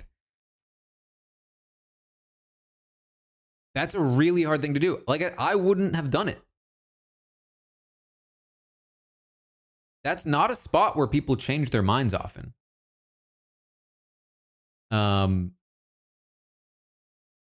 So I wish we could have heard a little more from Cedric. I'm sure we probably will in the next episode about like why he made that decision, what it was that changed his mind.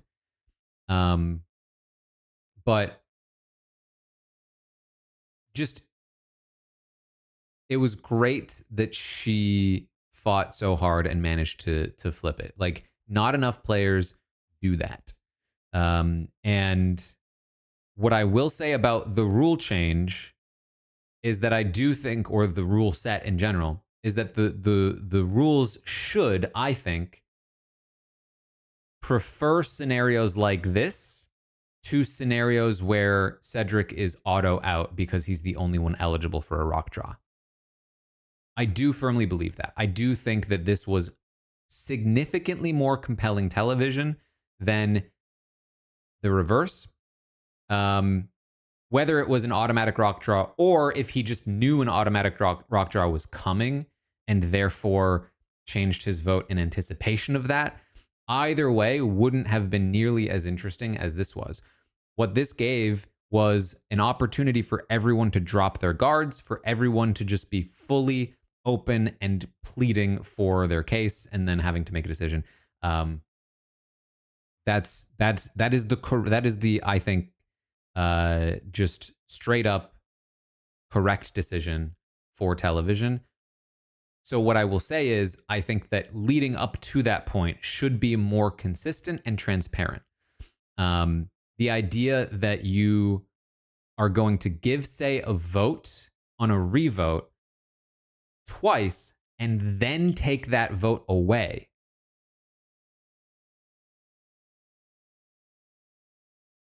doesn't make sense, right? Like it just doesn't make sense. If Say doesn't have a vote after a deadlock, if Say is not part of a rock drop potential because of that, like then Say shouldn't have had the vote in the first place. Because all you're doing is having a fake revote essentially, where it was always up to Cedric no matter what happened.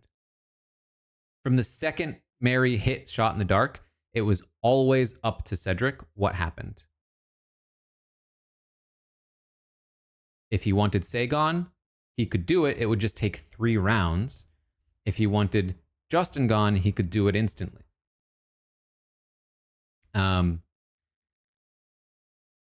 So that's just a weird set of rules that I think needs to be cleaned up.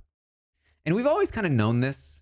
We always know the rules are a little fast and loose and not super consistent. It's just that it doesn't often get to a point where that becomes super relevant. But on occasion, you get into these niche scenarios. What happens if Say votes Cedric instead? That's actually a good point. If Say votes Cedric, that actually is theoretically a better vote. I assume what happens is that if Say votes Cedric and Cedric votes Say, they end up rock drawing together.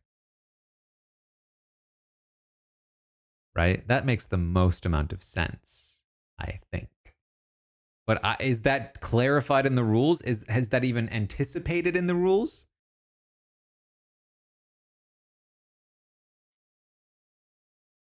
I guess theoretically, what you would assume if the rules hold true is that if Say and is that if Say, hold on though, if Say and Cedric, yeah, if Say and Cedric vote each other, they cancel out each other's votes. At that point, according to the justification for the rule change, there wouldn't even be a revote, right? Because the only reason you're giving them a vote on a revote is because the other one doesn't have a vote. But if they both have a vote, then there's no other votes. I guess you could theoretically give them, and you should give them an opportunity to revote, but it's still not super consistent. It's just like adding another addendum to the rule.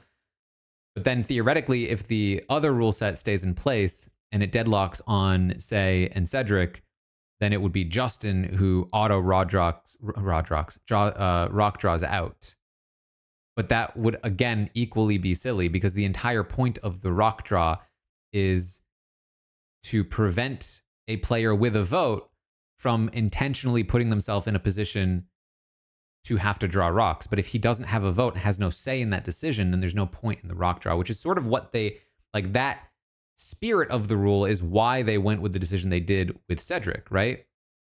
Which was that like we only ever really go to rocks to discourage people from deadlocking themselves into ties. But because Cedric is the only one who would have a vote, we are not going to go to rocks. We are going to just let him decide. But you could have justified it by saying Cedric choosing to tie this vote instead of agreeing with Say is what caused him to then have to rock draw. But either way, either way.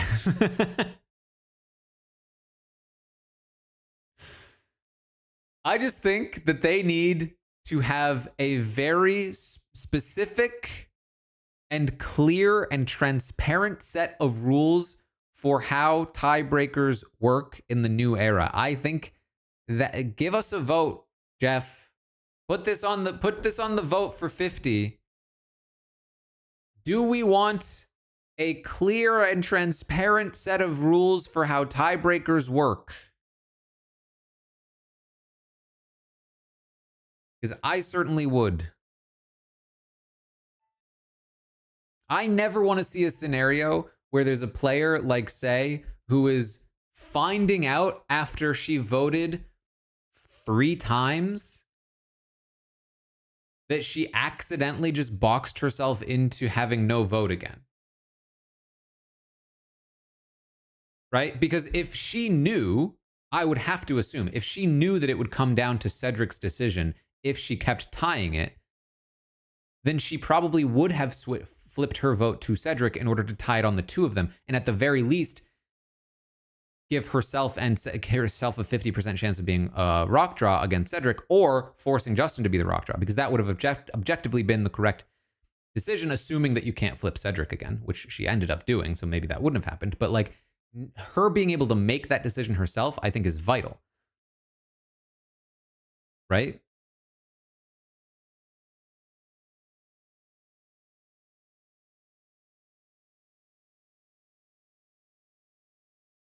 She couldn't flip her vote after the first vote. No.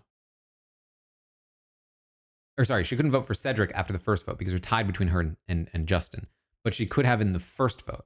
And again, like, there's a good argument to be made that she wouldn't have made that decision because she thought that she was voting with Cedric at that point. But I think my point still stands that like she should at least have the knowledge that she's making a decision in that moment. She doesn't realize after that vote what she's locked herself into because she doesn't seem to know how the rules would play out from that point. But if you know how the rules play out, you at least get to make that decision. You at least get to falsely trust Cedric. Like I could vote Cedric and guarantee that I'm safe. Or not safe, but I could guarantee that I have a chance if Cedric wants me out. Or I can trust Cedric and vote for Justin and hope that we both vote Justin. Like, that's a decision she should be able to make because she has all of that information, I think.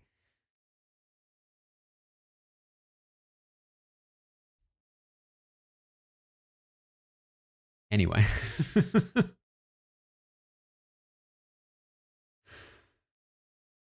Oh, boy.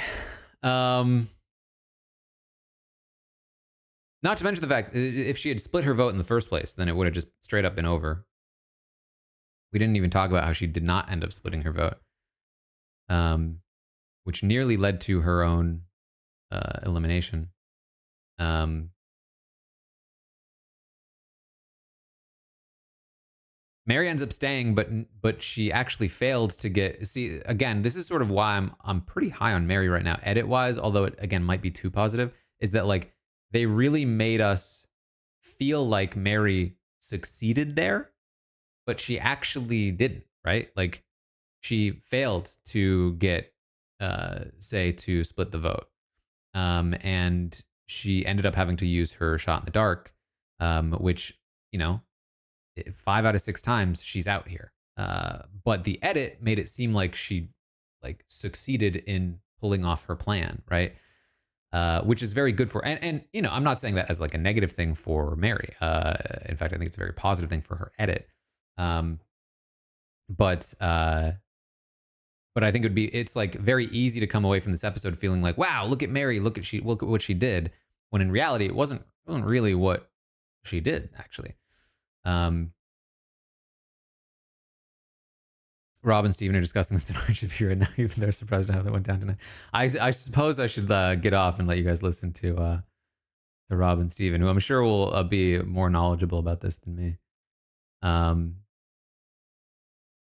Listen, I'm rooting for Mary for sure.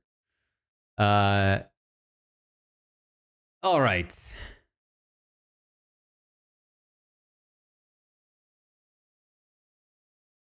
Anyway, let's see. Um, Jet lag. We officially have jet lag coverage again. If you like jet lag coverage and you want to see episode recaps of jet lag, you should make sure you subscribe to the jet lag feed and watch the video or whatever it is, because we do not always have guaranteed jet lag coverage, and so the more people that consume the jet lag coverage, the more likely it is to continue to return, is what I will say. So hopefully you enjoy it. Check out the jet lag coverage. So the first episode dropped on YouTube today. That is the coverage we have today. Episode 2 is out on Nebula, and so we will be discussing that one next week when that one drops on YouTube. Jet lag, very very fun, by the way. If you have not checked it out, Tom Scott from YouTube is competing this season. In addition to that, Tastemakers. Check out the Tastemakers. We are talking about all the latest stuff. In addition to that, Wheel of Time season 3 is dropping tomorrow, I believe, and I will be covering that episodically with Grace. So make sure you check out that if you're into the Wheel of Time. Lots of stuff going on, and on top of that, I got a Big Brother 11 retrospective coming tomorrow. Oh my god, there's a lot happening. What is this? The on season? So check it all out if you would like. And I will definitely do some sort of stream about Dondi when that finishes. Maybe once people figure out exactly what's going on with these tiebreaker rules, we'll have another discussion about that. Who knows?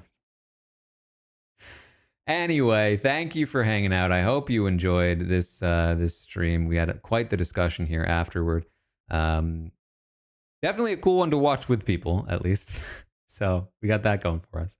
Anyway, thanks again, and I will see all of you next time.